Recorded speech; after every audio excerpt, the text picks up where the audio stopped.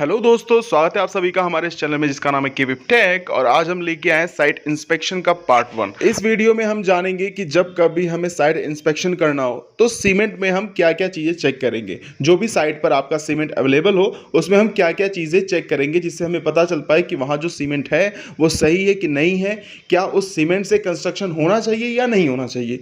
तो आज हम इसी के ऊपर डिस्कस करेंगे। तो अगर आपने हमारे चैनल को सब्सक्राइब नहीं किया तो सब्सक्राइब कर लीजिए, जिससे आपको सारी वीडियोस की नोटिफिकेशन टाइम टू टाइम मिलती रहे। और वीडियो को लाइक कीजिए, ज्यादा ज्यादा शेयर कीजिए। और इसी के साथ साथ सिविल इंजीनियरिंग से रिलेटेड और भी नॉलेज के लिए हमारे व्हाट्सएप चैनल को जरूर फॉलो कर लीजिएगा। सभी लिंक्स आपको डिस्क्रिप्शन बॉक्स में मिल जाएगा। तो सबसे पहला पॉइंट जो हमें सीमेंट से रिलेटेड याद रखना है कि अगर हम साइट इंस्पेक्शन कर रहे हैं, the first check cement type, making and IS code. Site पर पहुंचने के बाद सबसे पहले आप ये चेक करेंगे कि जो सीमेंट आपके साइट पे अवेलेबल है, ठीक है, वो किस टाइप का है, किस मेकिंग का है, यानी किस कंपनी का है, और उसका आईएस कोड क्या है। ठीक है, वो किस ग्रेड का है, ओपीसी है, पीपीसी है, ठीक है, कंपनी कौन सी है, अल्ट्राटेक है, अंबुजा है, एसीसी है, ठीक है। आईएस कोड, क्या जो आपका टाइप ऑफ सीमेंट है उसके अकॉर्डिंग आईएस कोड भी है या नहीं है। Second point, cement type and grade must be same as per mix design.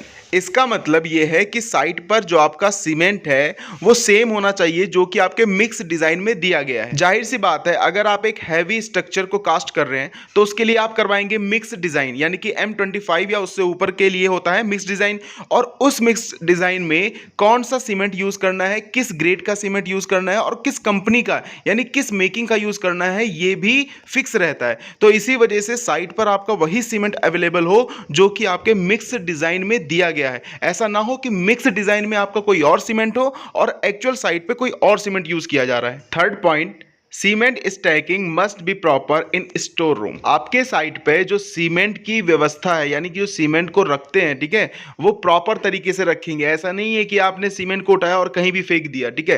Proper आप उसका चट्टे लगाएंगे। सीमेंट को आप डायरेक्ट सरफेस पे नहीं रखेंगे, इसके लिए आप लकड़ी के फट्टों का यूज कर सकते हैं। इसके साथ साथ आप ये भी ध्यान रखेंगे कि सीमेंट को ओपन में ना रखा जाए। अगर आपके पास साइट पर ज्यादा जगह नहीं है तो आप एक टेम्परेरी स्टोर रूम बना सकते हैं जिसमें कि आप सीमेंट को अच्छी तरीके से स्टोर कर सकते हैं। क्योंकि अगर आपने सीमेंट की स्टैकिंग या स्टोरिंग आपने सही तरीके से नहीं किया तो आपका सीमेंट बहुत जल्दी खराब हो जाएगा, उसमें लम्प्स आ जाएंगे और जो आप स्ट्रेंथ चाहते हैं वो आपको स्ट्रेंथ मिल नहीं पाएगी। Cement quality must be good, no lumps and wetness. आप सीमेंट को मैनुअली चेक करेंगे कि क्या आपके सीमेंट की क्वालिटी सही है कि नहीं है। जैसे उसमें लम्प्स तो नहीं है, ठीक है, उसमें वेटनेस तो नहीं है, ऐसा तो नहीं है कि आपका सीमेंट यूज होने से पहले सेट हो जाएगा। तो इसका भी आप प्रॉपर ध्यान रखेंगे। और जैसा कि मैंने पॉइंट थर्ड में बताया था कि अगर आपकी स्टोरिंग अच्छी होगी, स्टैकिंग अच्छी होगी, तो सीमेंट की क्वालिटी सही रहेगी। आगे बढ़ने से पहले आप मुझे कमेंट करके बताइए कि मिक्स डिजाइन का आईएस कोड क्या होता है।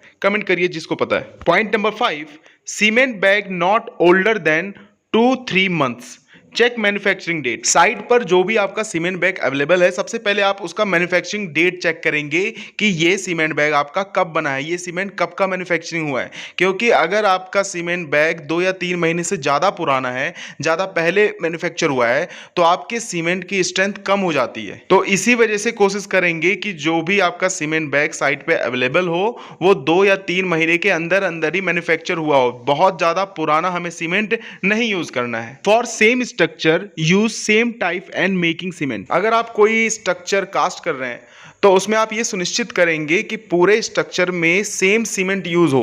मतलब ऐसा ना हो कि एक पार्ट में आपने अंबुजा यूज कर लिया, एक पार्ट में ओपीसी यूज कर लिया, एक पार्ट में आपने 43 यूज कर लिया, एक में 33 यूज कर लिया। ऐसा नहीं करना है। सेम स्ट्रक्चर में सेम सीमेंट यूज करना है। क्योंकि हर सीमेंट में जो उसकी मैन्युफैक्चरिंग में कंपोनेंट होता है वो थोड़ा बहुत डिफर होता है, जिसके कारण उसका हीट ऑफ हाइड्रेशन और थोड़ी बहुत प्रॉपर्टी अलग होती है। जिस कारण क्या होता है, अगर हमने अलग अलग सीमेंट यूज किया तो हर पार्ट में क्रैक आने की संभावना बढ़ जाती है। इसलिए आप ये ध्यान रखेंगे कि एक स्ट्रक्चर में एक ही टाइप के सीमेंट को यूज करना है। At last, are enough cement bags available for concreting for that day. इसे आप ध्यान से समझिए।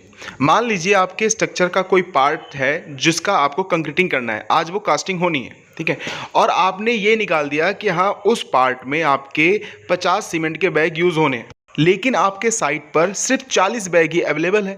तो इसका मतलब यह है कि आपकी कंक्रीटिंग पूरी नहीं हो पाएगी तो आपको बीच में कंक्रीटिंग छोड़ना पड़ेगा। फिर आप साइट पर आप अपने सीमेंट को अवेलेबल करवाएंगे, उसके बाद कंक्रीटिंग करवाएंगे, तो जो आपका पुराना कंक्रीट है और जो नया कंक्रीट है उसके बीच में कंस्ट्रक्शन जॉइंट आ जाएगा और जॉइंट हमारे लिए अच्छा नहीं है। तो इसी वजह से जब भी हम कंक्रीटिंग करेंगे किसी भी पार्ट का, तो सबसे पहले हम ये कैलकुलेट कर लेंगे कि उसमें कितने सीमेंट ऑफ बैग यूज होंगे, और जितने सीमेंट ऑफ बैग यूज होने हैं क्या उतने बैग आपके साइट पर अवेलेबल है या नहीं है। अगर है तो ठीक है, नहीं है तो पहले उसे अवेलेबल करवाइए, उसके बाद आप कंक्रीटिंग करवाइए, वरना आपके लिए दिक्कत हो जाएगी। तो आज के लिए इस वीडियो में इतना ही। आई होप आपको अच्छा लगा होगा।